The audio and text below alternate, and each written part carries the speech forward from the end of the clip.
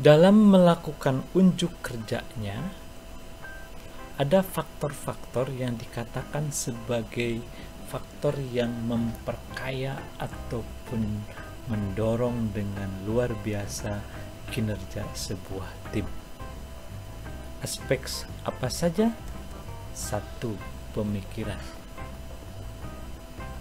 Sekarang bayangkan kalau kita berkumpul dari beberapa orang. Bayangkan kalau sebuah tim berkumpul atau terdiri dari 2 atau 3 orang. Ketika mereka mencurahkan pemikirannya, artinya mengeluarkan segala daya kemampuan dan apa ilmu yang dimilikinya, dan melakukan diskusi dengan sebaik-baiknya, kira-kira satu hal itu akan lebih mudah diselesaikan atau dihadapi oleh pemikiran satu orang atau lebih dari satu orang? Jawaban kita pasti sama. Ketika ada beberapa orang mencoba untuk memikirkan suatu hal bersama-sama, akan lebih mudah untuk mendapatkan jalan keluarnya. Juga akan lebih banyak alternatif solusi yang didapatkan. Pandangan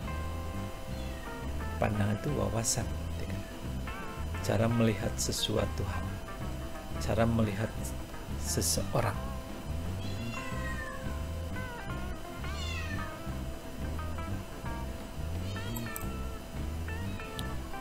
Jadi ketika suatu masalah dipandang oleh beberapa orang, dipandang dari beberapa arah, maka objektivitasnya pasti akan meningkat.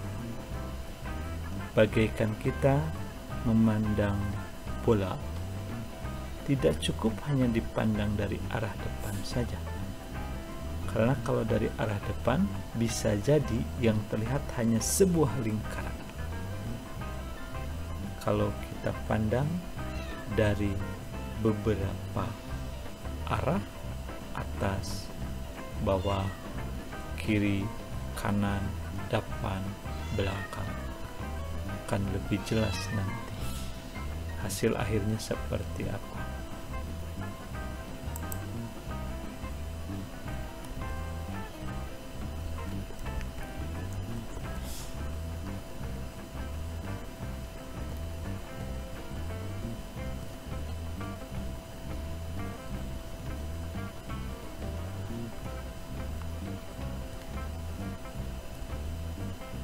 Selain pandangan, ada ide.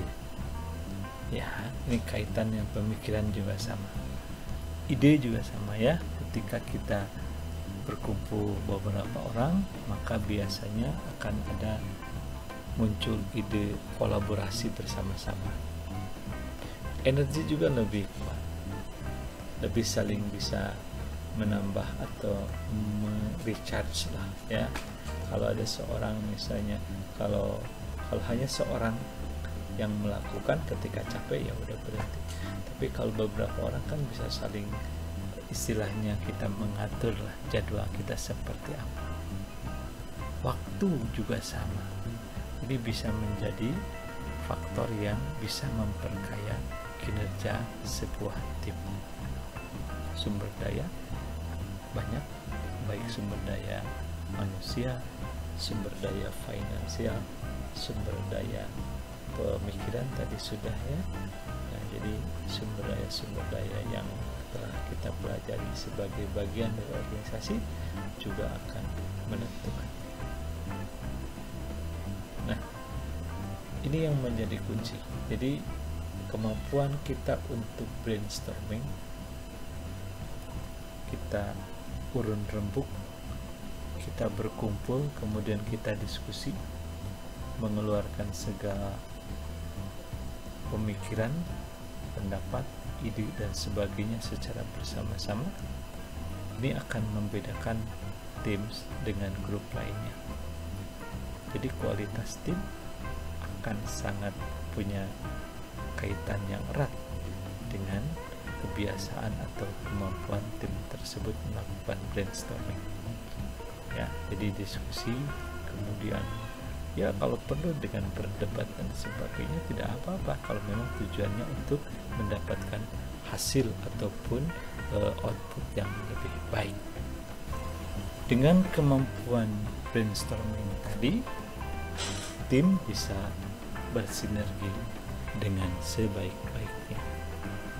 Karena sinergi itulah nanti tim dapat menghasilkan output yang lebih banyak dengan kualitas yang lebih baik tentunya daripada masing-masing bekerja secara terpisah. Ya, jadi kalau bekerja masing-masing belum tentu hasil outputnya akan lebih bagus atau lebih banyak. Ingat tadi definisi tadi bahwa secara keseluruhan akan dapat menghasilkan hasil yang greater atau lebih baik, lebih banyak, lebih besar daripada jumlah secara masing-masing itu sendiri. Nah, mari kita mengevaluasi atau menghakimi diri kita masing-masing, paling tidak di grup yang sudah kita bentuk sejak awal, apapun kondisinya, mau tersekat oleh wabah saat ini ataupun tidak, apakah kita sudah bersinergi tidak di grup project kita. Kalau memang sudah dianalisis, mau menganalisis grup kita yang lain atau kumpulan orang lain yang ada di komunitas kita, juga silahkan. Nah, faktor diversity atau perbedaan juga ini bisa menjadi faktor yang akan memperkaya ataupun meningkatkan kinerja dalam tim kita. Kenapa bisa demikian? Jadi karena melihat latar belakang dari setiap orang itu biasanya berbeda. Ya, entah itu latar belakang sosial ekonomi, latar belakang budaya atau asal daerah, latar belakang pendidikan dan seterusnya, diharapkan bisa digabungkan, bisa saling melengkapi nanti untuk hal yang lebih baik. Jadi yang kita lihat adalah hal-hal apa yang bisa kita satukan sehingga kita bisa ikut memperkaya keadaan tim. Jangan kita maksimalkan hal-hal yang kurang baiknya. Jadi ketika kelebihan atau keragaman latar belakang tersebut, ketika kita satukan, sinergikan, harusnya yang paling penting atau yang harus muncul adalah saling melengkapinya. Supaya apa? Supaya kita dapat mendapatkan kondisi yang lebih baik. Nah, jadi tim itu harus merupakan kumpulan dari orang-orang yang memiliki keahlian yang berbeda atau ilmu yang berbeda. Itulah yang akan memperkaya ataupun membuat tim lebih baik lagi. Istilah orang barat itu adalah bread as little bread, itu artinya bahwa roti putih itu tidak memiliki rasa yang lebih baik atau rasanya kesedikit, justru dia harus ditambah dengan mayones, dengan daging, dengan sayuran dan sebagainya, akhirnya menjadi lebih kaya seperti itu. Jadi kita juga sudah ataupun kita juga ada dalam kondisi bahwa kita berasal dari latar belakang yang berbeda-beda, dan itu itu mudah-mudahan sudah bisa memperkaya grup ataupun tim teman-teman. Teman-teman, grup atau tim terkadang juga bisa menjadi sebuah motivator yang bisa mendorong atau menimbulkan semangat pada diri kita. Jadi anggota grup nanti atau khususnya tim yang lebih kohesif tadi merasa lebih termotivasi, dan itu sering terjadi. Sehingga apa? Sehingga mereka juga pada akhirnya akan lebih merasa puas dibandingkan dengan melakukannya secara sendiri. Bayangkan kita melakukan sesuatu, kita berhasil dan kita mau merayakannya. Kalau sendiri kebayang seperti apa loncat-loncat. Tapi ketika ada teman-teman kita bareng, maka ketika kita mengekspresikan kesuksesan itu akan lebih terasa, akan lebih meriah. Paling tidak itu yang dirasakan. Anggota tim dapat melihat efek apa? Kontribusi mereka ke dalam pencapaian target. Jadi dalam pembahasan kita sebelumnya, kalau kita terlibat dalam proses perencanaan, kemudian dilakukan atau diupayakan, dan ketika berhasil di akhir, kita ikut merasa bahwa kita juga punya sumbangsi atau kontribusi. Jadi sekecil apapun kita ada dalam tim, harusnya kita punya perasaan itu. Itulah yang akan menjadi motivator kita. Ada satu cerita yang saya pernah dengar di satu perusahaan besar di luar negeri sana yang memproduksi pesawat terbang. Ada orang yang iseng atau seorang tamu iseng bertanya kepada seorang cleaning service di sana. Dia tanyakan, apa tugas atau pekerjaan Anda di perusahaan ini? Apa dia jawab? Si cleaning service tersebut menjawab bahwa pekerjaannya adalah membuat atau ikut membuat pesawat. Itu menunjukkan bahwa saking bangganya dia bekerja di sana, dan dia yakin bahwa pekerjaan dia punya koneksi atau punya pengaruh kepada pekerjaan para engineer yang memang membuat pesawat secara langsung. Ya, dia sendiri tentunya belum tentu bisa, ataupun memasang motorboat juga belum tentu bisa. Tapi ketika dia yakin dan dia membersihkan katakanlah lantai dan sebagainya, ikut menjaga keselamatan para pekerja atau insinyur, itu adalah kontribusi dia ikut membangun atau membuat pesawat itu.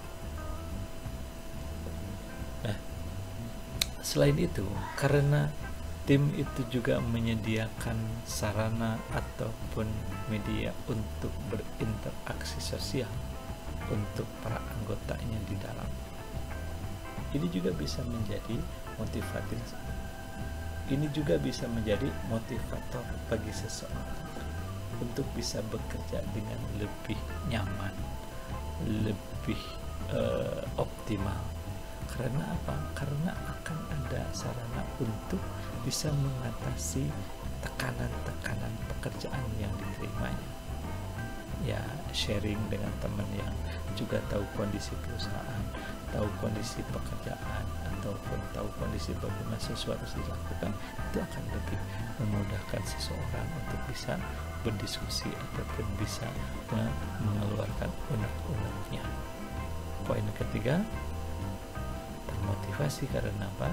Karena membuat seseorang merasa bagian dari sesuatu yang lebih besar, seperti cerita si cleaning service tadi.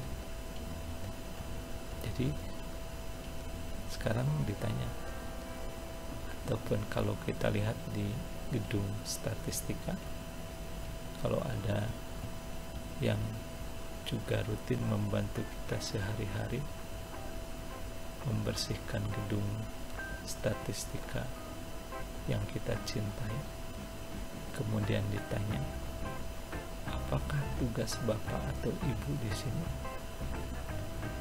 Mungkin nggak jawabannya bahwa tugas saya di sini adalah ikut mencerdaskan mahasiswa statistika.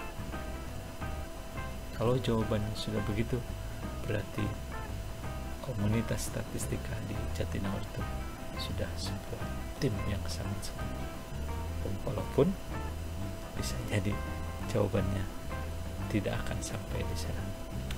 Selanjutnya ada yang disebut dengan dinamika kelompok, atau kita istilahkan saja dinamika tim. Apa itu dinamika kelompok? Apa itu dinamika tim? Ini tiada lain adalah karakteristik dan proses yang berpengaruh kepada bagaimana fungsi grup atau tim dilaksanakan atau dilakukan. Jadi ada kemungkinan turun dan kemungkinan naik lebih bagus. Ada dua hal yang berpengaruh kepada dinamika kelompok ini. Satu, ukuran tim. Ukuran tim akan sangat berpengaruh kepada ritme pekerjaan di dalam tim. Kalau timnya hanya dua orang, maka pelaksanaan pekerjaan itu berarti dilakukan oleh kedua orang itu dengan cepat, saling diskusi, saling berbagi dengan baik. Tapi bayangkan kalau timnya menjadi 20, apa yang terjadi? Apakah masih mampu proses pekerjaannya itu bisa berjalan dengan sebaik-baiknya dan optimal? Oke, nanti belakangan kita bahas ya jumlah timnya itu bagaimana. Yang kedua, tugas tim juga bisa berpengaruh atau bisa menentukan. Sebelum kita mulai atau sebelum kita bahas aspek ukuran orang yang berkumpul dalam tim dan juga jenis tugas yang harus dilaksanakan oleh tim, tolong perhatikan di grup WA saya sudah mengirimkan 2 video. Satu yang berisi kartun yang mendorong dan menarik grup. Di dalamnya ada jenis-jenis orang yang bergabung ke dalam tim tersebut. Yang kedua, ada video yang berisi orang-orang bernyanyi secara akapela.